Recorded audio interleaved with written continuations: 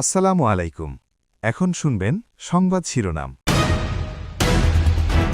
কিছুক্ষণের মধ্যেই শুরু হবে রাষ্ট্রপতি নির্বাচনের ভোট গ্রহণ। কাল শপথ পড়াবেন ভারপ্রাপ্ত স্পিকার।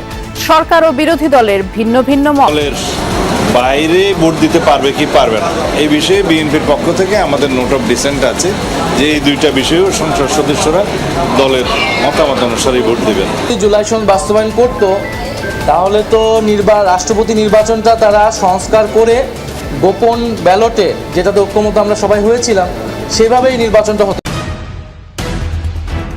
কলকাতার হোটেলে আগুনের ঘটনায় লিজধারী গ্রেফতার, পলাতক ভবন মালিক। আজই দেশে পাঠানো হতে পারে 7 বাংলাদেশের মরদেহ। ভারতীয় হাইকমিশনারের দুঃখ প্রকাশ। খুব দুঃখের কথা, আর ওইখানে যা যা করা আছে আমরা নিশ্চয়ই করব, কিন্তু খুবই দুঃখের। কলেরা নির্মূলে লক্ষ্যমাত্রা নিয়ে মুখে খাওয়ানোর টিকা ক্যাম্পেইন শুরু করতে যাচ্ছে সরকার। শনিবার থেকে 14 উপজেলার শিশুরা পাবে ভ্যাকসিন। রাজধানীর ব্যস্ত সড়কগুলোয় চলছে উন্নয়ন কাজের খোঁড়াখুঁড়ি। প্রগতি সরণি থেকে রামপুরা মূল সড়কে যানজটের চরম। যেখানে 2 ঘন্টার ভিতরে যাইতে পারে, এখানে 4 ঘন্টা 5 ঘন্টা লেগে যায়। অনেক ওয়ার্কিং উমেন, মেন সবাই আসা যাওয়া করে। এই রাস্তাটা যদি ঠিক না হয় আমাদের সবারই সময়ের অপচয় হচ্ছে। সরকারের কাছে আমার আকুল আবেদন, অন্তত অতি শীঘ্রই যেন এটার একটা কোনো রাস্তা খুঁজে বার করে। এতক্ষণ শুনছিলেন সংবাদ শিরোনাম, এখন শুনবেন। জাতীয় সংসদে যাচ্ছে কারণ আপনারা জানেন রাষ্ট্রপতি নির্বাচনের যে ভোট গ্রহণ সেই আনুষ্ঠানিকতা শুরু হচ্ছে। সরাসরি যাচ্ছি আমরা। গণপ্রজাতন্ত্রী বাংলাদেশের সংবিধানের অনুচ্ছেদ 48(1) অনুযায়ী আপনারা মাননীয় সংসদ সদস্যগণ ভোট প্রদানের মাধ্যমে রাষ্ট্রপতি নির্বাচন করবেন। এ লক্ষ্যে ভোট গ্রহণ প্রক্রিয়া শুরুর প্রাক্কালে নির্বাচনী কর্তা হিসাবে আহ্বানকৃত এই বৈঠকে আপনাদের স্বাগত জানাচ্ছি। সম্মানিত সংসদ সদস্যবৃন্দ, রাষ্ট্রপতি নির্বাচন আইন 1991 এর বিধান অনুযায়ী এই নির্বাচনে 2 জন প্রার্থী প্রতিদ্বন্দ্বিতা করছেন।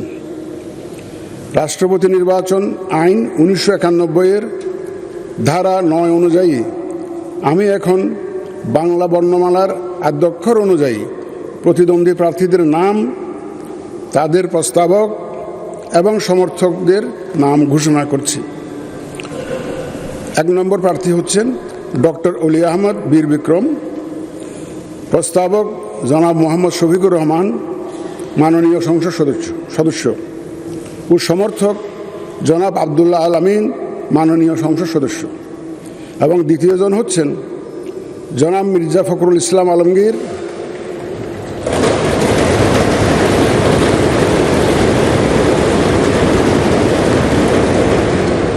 প্রস্তাবক ডক্টর আব্দুল মঈন খান, মাননীয় সংসদ সদস্য, এবং সমর্থক জনাব গয়েশ্বর চন্দ্র রায়, মাননীয় সংসদ সদস্য। এবার আমি রাষ্ট্রপতি নির্বাচন আইন 1991 এবং রাষ্ট্রপতি নির্বাচন বিধিমালা 1991 অনুযায়ী ভোটদান পদ্ধতি এবং প্রাসঙ্গিক কিছু বিষয়ের প্রতি আপনাদের সানুগ্রহ দৃষ্টি আকর্ষণ করছি। উপস্থিত সহায়ক কর্মকর্তাগণ আপনাদের নিকট ব্যালট পেপার নিয়ে যাবেন। যারা আমার সাথে সহায়তা করার জন্য এসছেন, ওই সহায়ক কর্মকর্তারা আপনাদের কাছে ব্যালট নিয়ে যাবেন।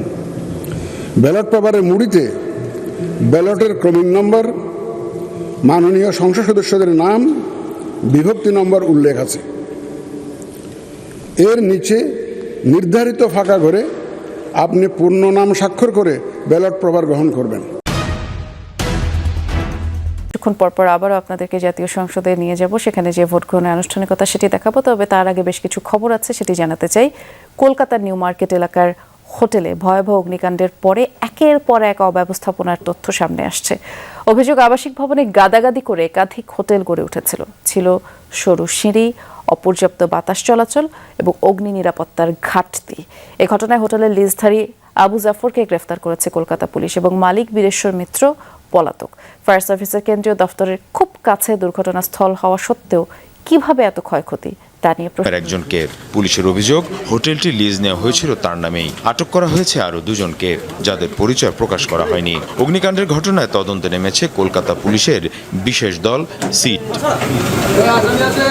কর্তৃপক্ষ বলছে মির্জা গালিব স্ট্রিটের 5তলা ভবনটিতে চলছিল একাধিক হোটেল এবং অতিথি নিবাস। অভিযোগ, ভবনের ভেতরে ছোট ছোট ঘর তৈরি করে গাদাগাদি করে অতিথিদের রাখা হতো, যেখানে শিখাইনের জন্য ব্যবহার করা হচ্ছিল 1100 বর্গফুটের মতো জায়গা। অভিযোগ রয়েছে এই জায়গার মধ্যেই তৈরি করা হয়েছিল 5টি খুপড়ি ঘর। অর্থাৎ থাকার জায়গা বৃদ্ধি করতে গিয়ে কমে গিয়েছিল চলাচলের জায়গা। আর আগুনের সময় এই ধরনের সংকীর্ণ কাঠামোয় হয়ে ওঠে মৃত্যু ফাঁদ। প্রাথমিক তদন্তে সরু সিঁড়ি, সীমিত বের হওয়ার পথ এবং পর্যাপ্ত বায়ু চলাচলের ঘাটতির মতো বিষয় সামনে এসেছে। অনেক কক্ষে জানালাও ছিল না। হোটেল ব্যবসায়ীদের সাথে একাংশের পুলিশের নেক্সাস আছে। আপনারা জানেন যে নিউ মার্কেট থানার পুলিশ এখানে পোস্টিং পাওয়ার জন্য তদবির করে।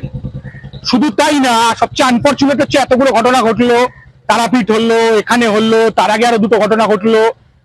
যে ঘটনাই ঘটছে, বর্তমান সরকার তারা বলছেন যে ববি হাকিম এর জন্য দায়ী।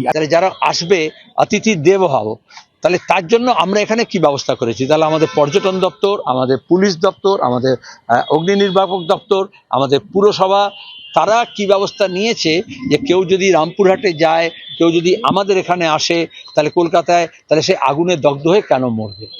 এদিকে আহত বাংলাদেশিদের সাথে যোগাযোগ রাখছে বাংলাদেশ কর্তৃপক্ষ। অগ্নিকাণ্ডে নিহত বাংলাদেশিদের পরিচয় শনাক্তের পর চলছে ময়না তদন্তের কাজ। বিভিন্ন আনুষ্ঠানিকতা শেষ হলে বৃহস্পতিবারই তাদের মরদেহ দেশে পাঠানো হতে পারে। বাংলাদেশ ডেপুটি হাইকমিশন কলকাতা, এখানকার স্থানীয় প্রশাসন, এখানকার হাসপাতাল সমূহে সকালবেলায় খোঁজ খবর নেওয়া হয়েছে যে সেখানে কেউ আছে কিনা। এমনকি আমাদের ডেপুটি হাইকমিশনার স্যার নিজেও হাসপাতালে গিয়েছেন কোনো কেউ আহত বা এরকম কিছু আছে কিনা খোঁজ খবর নেওয়ার জন্য। তো এরপর থেকে আমরা কলকাতা পুলিশ এবং নিউ মার্কেট থানায়, এখানে যেহেতু ঘটনাটা ঘটেছে, এখানকার প্রশাসনের সাথে আমরা নিবিড় যোগাযোগ রেখেছি। এদিকে দুর্ঘটনার পর কলকাতা প্রশাসন এবং ফায়ার সার্ভিসের নজর এসেছে আশেপাশের আরও হোটেল এবং রেস্তোরাঁ। নিরাপত্তা বিধি নিয়ে প্রশ্ন ওঠায় একাধিক প্রতিষ্ঠানকে শোকজ করা হয়েছে। রাজ্য জুড়ে হোটেল এবং অতিথি নিবাসে অগ্নি নিরাপত্তা অডিটের উদ্যোগ নেওয়া হচ্ছে। মীর মুশফিকা হাসান, যমুনা নিউজ। কলকাতায় অগ্নিকাণ্ডে 7 বাংলাদেশি মৃত্যুর ঘটনায় দুঃখ প্রকাশ করেছেন ভারতীয় হাইকমিশনার দীনেশ ত্রিবেদী। সকালে সচিবালয়ে স্বাস্থ্যমন্ত্রী সর্দার মোহাম্মদ সাখাওয়াত হোসেনের সাথে সাক্ষাতে কথা বলেন তিনি।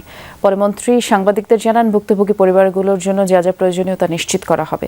ভারতীয় হাইকমিশনার প্রধানমন্ত্রী তারেক রহমানকে ভারত সফরের দাওয়াত দিয়েছেন বলেও স্বাস্থ্যমন্ত্রী জানিয়েছেন। বাংলাদেশে এসে ভালো লাগছে বলেও জানিয়েছেন হাইকমিশনার।